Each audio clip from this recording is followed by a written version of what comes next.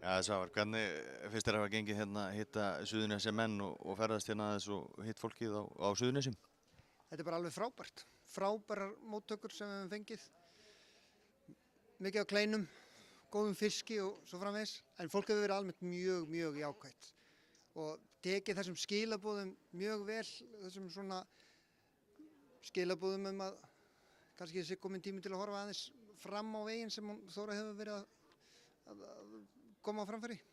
En svona ef við snúum aðeins að þér, hvernig ert þú að finna þig svona í þessu hlutverki og hvernig getur þú hugsað þér ef að vel fer, hvernig getur þú hugsað þér að höndla þetta, svona hvernig mynd þú takast á þetta hlutverk? Sko, þetta er náttúrulega 7. barnið mitt, þannig að ég kann þetta svo sem og þykist geta sko skipta bleiu blindandi, en svona grínlaust þá ætla ég að vera heima sko allan að fyrstu árin og bara sinna þessum börnum. En það er auðvitað þannig að við höfum bæði verið í mjög krefjandi störfum og þetta hefur verið púsluspil, en við höfum stóra fjölskyldur og það hjálpar til. Þetta verður eflaust púsluspil áfram. En svo er það náttúrulega líka þannig að mínu mati ætlum maður að vera sko heilst eftir kallmaður. Þá verður maður að geta sko smíða vegg. Ég ætla að gera eitthvað pínlítið af því. Sko, gert við bíla, elda matinn og skiptum bleiur. Þetta er bara allt hlut af því að vera nútíma kallmaður og ég hlakka til að takast á þetta og svo kannski geti verið svolítið meira í tæknilega með sínum mínum en hinga til.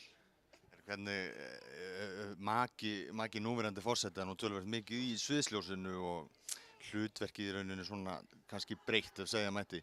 Hvernig munt þú vera sem maki forseta? Muntu þú hafa þig frammi, vera í sviðsljósinu annað? Hvernig telur þú að hlutverk makans eigi raun að vera? Sko, það er erfitt held ég að segja til það fyrirfram.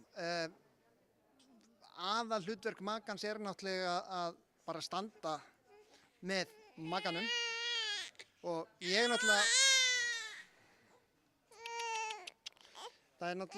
ég er ekki í framboði, bara svo það sé alveg á hreinu, en ég stend náttúrulega með minni konu 100%.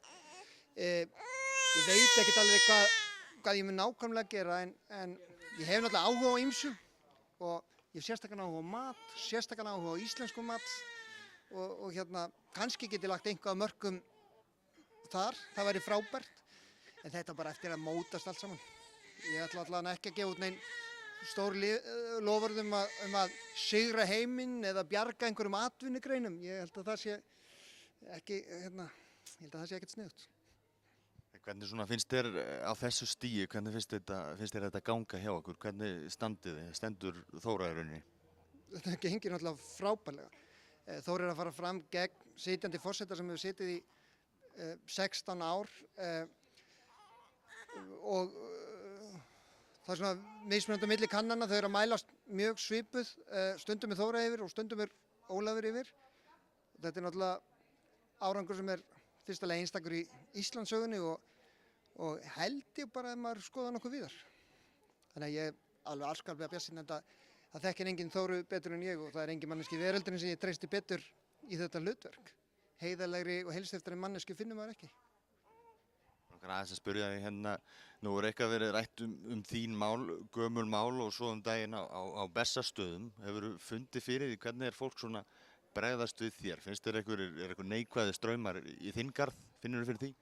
Ég finn ekkert fyrir því persónulega en það er auðvitað þannig að einhverjum finnst að það eigi að tala um mig og við vissum alveg að það yrðu einhverjar skítamaskínur settar í gang en við setjum bara upp stóru teflonreglífina og látum þetta ekkert á okkur fá. Þetta fær ekkert á mig þótt að einhverju svona vilji segja eitthvað um mig og tala illa um mig. Ég hugsaði að það við gerst áður í gegnum allan minn tíma sem fréttamaður. Ég veit til að mynda að hjá ákveðinni stétt manna þar var mér hugsuð þegjandi þörfin út af fréttum sem ég gerði og það fekk ósköplítið á mig og þetta gerir það ekki heldur. Þetta af því að þetta er bara það sem það er, bara kjaftasögur og maður bara brósir. Hvernig er ekki til í þessu atviki hérna á Bessastöðum varðandi Ástþór, hvað vill segja um það atvik? Ég bara segja um það, þetta voru ég, Ástþór og konan hans út á túni og ég nenni ekkert að vera að tala um þetta og þú veist, þetta var ekkert atvik, þetta var ekki neitt, þetta var bara svona eins og ég og þú erum núna. Já, ég meina það er bara, stundum við talað um sko storm í vatnsglasi eða gera úlfald úr mýflugu, það er eitthvað svona sem að kannski ávið óbærslega margt af því sem að í kringum svona kosningar, það fara stundum svo út víðan völl. Gangi ykkur vel í komandi baráttu og með fjölskylduna. Takk.